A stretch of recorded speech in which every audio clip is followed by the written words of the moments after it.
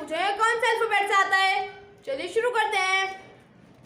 A for apple, B for ball, C for cat, D for dog, E for elephant, F for fish, G for grapes, H for hen, I for ink pot, J for jug, K for kite, L for lion, M for monkey, N for nest, O for orange, P for peacock, Q for queen, R for rose, S for swan, T for telephone, U for umbrella, V for van,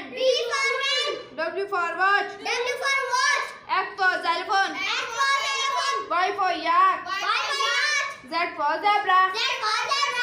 friends, मैंने आपसे पूछा था ना कौन से alphabet से आता है। अगर आप जानते तो नीचे कमेंट बॉक्स में जरूर बताइए ना। बाय।